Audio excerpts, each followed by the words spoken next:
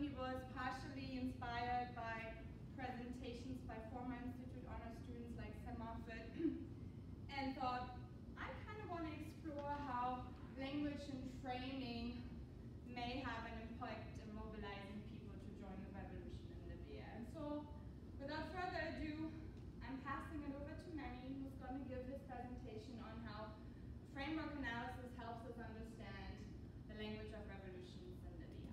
Thank you for your attention. Thank you, Dr. Boyer. Like she said, my name is Manny Ocampo. I'm an international studies and Arabic major here. And before I start with my presentation, I'd like to give people a few words of thanks. So first, I'd like to thank Dr. Anwar Al-Younsi. He was a former Arabic professor here.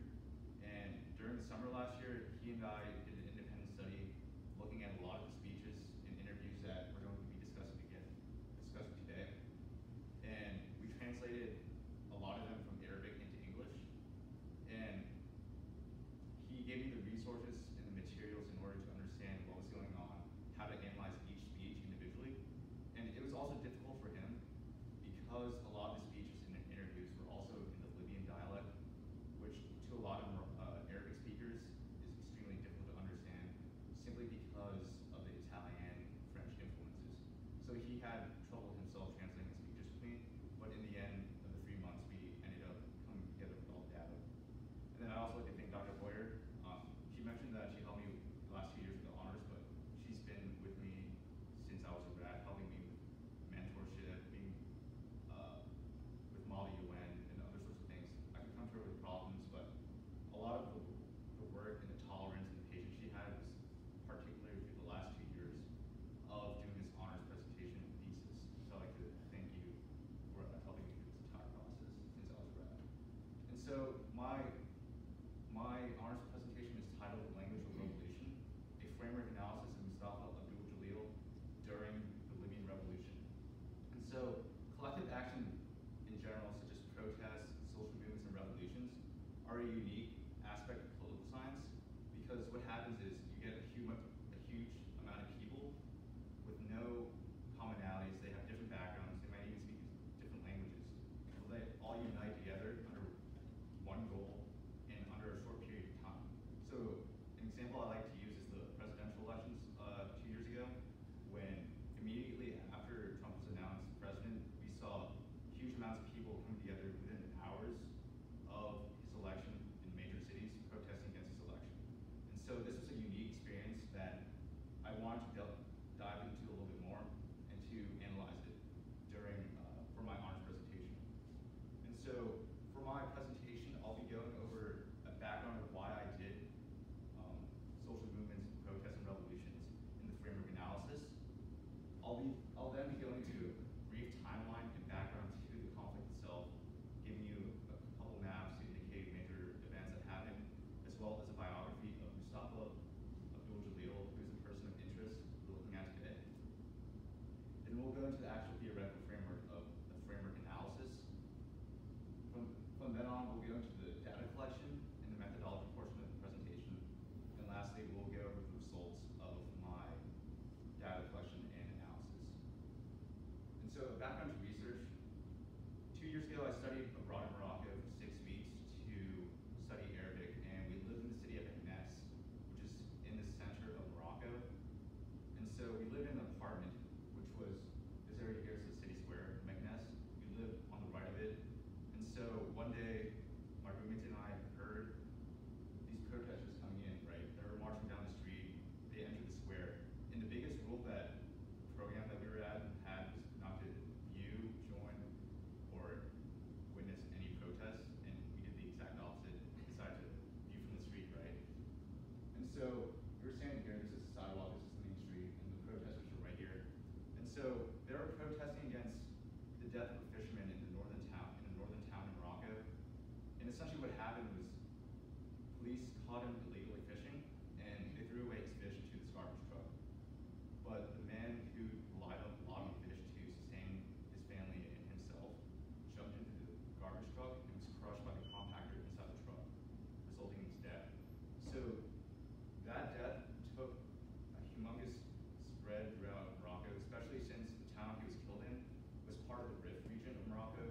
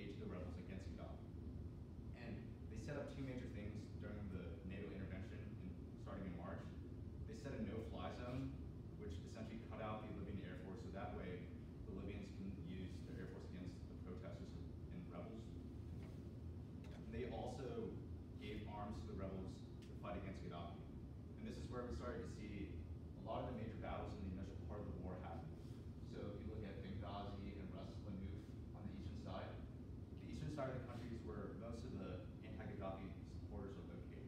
And so the rebels started taking over the major cities in order to establish a foothold to launch attacks against Gaddafi and his regime, pushing Gaddafi back farther and farther west across the country. By the end of April or the end of March into April, the rebels launched what was known as the Western Offensive, which was a huge blow to Gaddafi because from the three cities in the northeast, they essentially took out 3/4 of the country and put them under NTC rule. And this gave the rebels a lot of momentum and essentially cornered Gaddafi into his last two cities of Tripoli and then Sirte. And so Gaddafi was cornered into these two cities while the rebels enjoyed the momentum of taking out most of his military throughout its major offensive. And by August, the rebels were engaging in battle at Tripoli against Gaddafi in order to either capture or kill Gaddafi and his regime.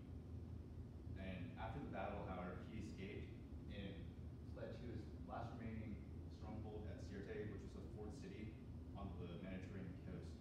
And this is where we saw some of the most brutal fighting because it was all or nothing thing for both sides. And most of Gaddafi and Gaddafi himself died in this battle. And on October 20th, that was declared the official death date of Gaddafi. And lastly, the final event that happened was on October 31st. This declares the official end to the revolution because that's when NATO decided to withdraw from the conflict, thus ending all conflict in the area. And so, a background guide to Mustafa Abdul Jalil. He was one of the former ministers of justice to Gaddafi prior to the revolution. And his specialty was Islamic and Sharia law, which helped him gain his position as the justice minister.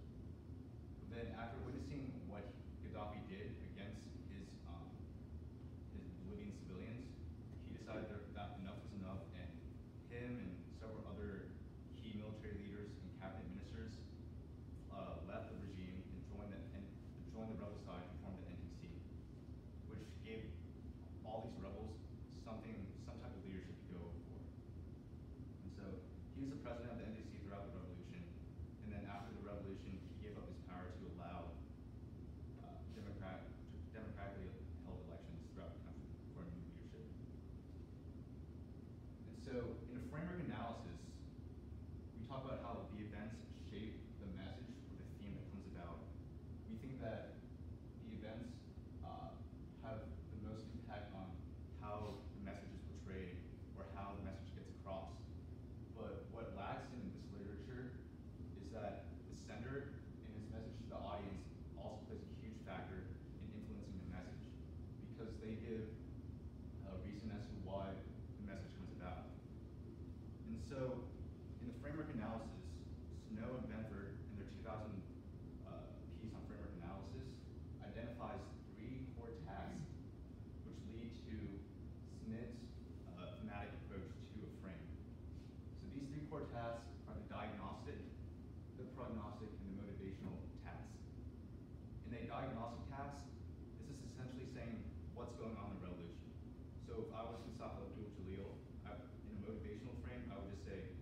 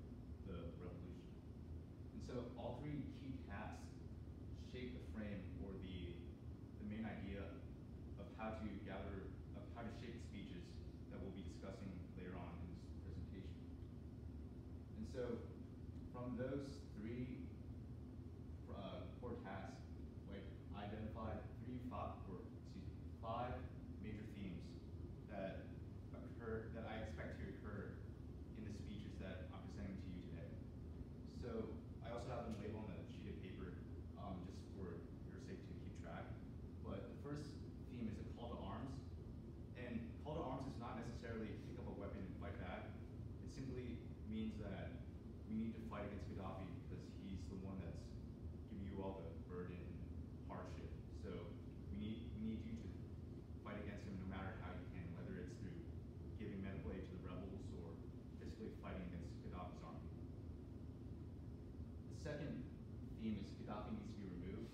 And essentially this is the goal of the revolution, that the rebels are trying to get rid of Gaddafi either by killing or capturing him. This is a predominant theme because it gives the rebels motivation or at least a rationale as to why they're fighting. The third theme that we expect to see in the speeches that I'm presenting to you is the call for international support. And this occurs when either the rebel group is failing miserably and they need international support to help the rebellion, or they're succeeding extraordinarily well for a rebel group and that they want to facilitate the course of the revolution so that way they can get rid of the revolution quicker. The fourth theme is no safe haven for Gaddafi. So in this theme, what I expect to see in the speeches is that once the rebels are successful against Gaddafi, that Gaddafi has an ultimatum to make, whether to surrender or to be killed by the rebels. And then the last theme is the post-revolution plans. And we expect to see this towards the end of the revolution because there needs to be a plan of action to take place after all the fighting has occurred and after all the destruction has died down. And so going into my data collection, I gathered 15 pieces of rhetorical material, which I define as speeches, interviews, phone calls, newspaper interviews, things like that, that were spoken by Mustafa Abdul Jalil during the time frame of the revolution from February 2011 to the end in October 2011. And then for each speech, I labeled them into three key phases of the conflict. The first phase being the NATO intervention in March of 2011. The second phase being the Western Offensive and the Battle of Tripoli from April to August 2011. And then the last phase being the Battle of Sirte and the death of Gaddafi from September to October 2011. And so these are labeled according to what phase I expect them to be. And so we expect to see a phase 1, which is the call to arms, and a phase 2, which is Gaddafi needs to be removed towards the beginning of the revolution, because this is the beginning of the revolution where everything is disorganized and they need something to motivate them and to organize themselves into a rebellion. During the Battle of Tripoli and the Western Offensive, we expect to see a theme 3, which is a call for international support, because this is where we see the bulk of the fighting take place, especially in the western part of the region. And we expect that either the rebels need support to facilitate the end of the revolution or to give aid to the rebels who are facing defeats by Gaddafi. We also expect to see a theme 4 occur during this phase also, because we expect to see a theme 4 to occur because Gaddafi, at this point, has no choice, and he's starting to see that everything's playing against him, and that he is about to lose this revolution. So the rebels give him the ultimatum of either surrendering or being killed. Then we also expect to see a couple of theme 4s in the last part of in the last phase of the revolution, especially in September, because this is the point where Gaddafi is still alive and he still has that choice of being captured or killed. But the most prominent part of the last phase is we expect to see a theme 5, which is the post-revolution plan, because this is where the revolution is about to end. Where do we go from here? What do we have planned after the revolution? And as you can see, it's almost linear in numbers, so we expect to see a 1, 2, 3, 4, and 4, 5. However, the results that we actually got almost seem completely random at some points. We do see a couple of trends that we expected, so we do see either a 4 or 5 in every single speech in the last phase of the revolution. But we also see a whole bunch of random ones that pop up in each phase. So for example, we see a theme 1 in the middle of the revolution, or we see a theme 5 right in the beginning. So this is one of the results that caught my mind. And so I simplified it into a graph where we see that expected themes is almost linear in that case, where again it was 1, 2, 3, 4, 4, 5. But this is what we actually got. And you can see that colors are all over the place and the themes are just almost random. So for example, the call to arms, which we only expect to see in the NATO intervention in the first phase, came up in the last phase of the revolution. We also see post-revolution plans, which we only expect to see the last phase pop up in all 3 phases of the revolution. So I thought that was interesting when I came to my analysis and result finding. And so these were some examples of how I labeled each speech into its appropriate theme. So this is a speech given to the British Parliament in May 12th. And this is a theme 3 speech, which is call for international support. And I looked specifically at, I appreciate what the Prime Minister, which in this case is the British Prime Minister, has done in terms of increasing military support for NATO and through decisions for resolutions by the international community in terms of providing protection for civilians. And you can see that this is a call for international support by Mustafa Abdul Jalil. And in the second example, which is a phase 4, or excuse me, theme 4, which was Gaddafi has no safe haven, the main quote that I looked at was Gaddafi is still in Libya with some resources, which is a threat against Libyans. And I saw the word some gave it away as theme 4 because it's essentially saying that he had plenty of resources to begin with in the beginning of the revolution, but when it came down to it, he started losing and those resources dwindled. And then this is an example of one of the random ones that we saw in the earlier charts. And so this is a theme 2, which is Gaddafi needs to be removed. That's located in the second phase of the revolution, which we only expect to see. So Gaddafi has defied the world by challenging coalition forces. He remains a threat not only to Libyans but to the world. It's essentially saying that he's still a threat and that he needs to be removed, despite it being in its not appropriate phase of the revolution. And so I sought out to try to explain these discrepancies or this randomness. So my first outcome was timing, and my logical behind this was that Mustafa Abdul Jalil did not come in until early March and late February into the revolution. So what we saw is that we expected Jalil to organize all the rebels and call for arms or the goal of the revolution. But since the revolution started in early February, then it's possible that the call to arms was already taking place and that people were already organizing the groups to fight Gaddafi. Another possible explanation behind the discrepancies is the immersion of a new theme that I didn't look at until after data analysis. And one of the themes that I did see that came out after the expectations was a gratitude for support. In a lot of these speeches, especially towards the end when Jalil and the NTC started winning, we saw a lot of speeches orientated to thanking NATO, thanking the rebels, and thanking any international support that they got. And so that's where I think one of the explanations as to why those themes became random. And so, conclusion, those are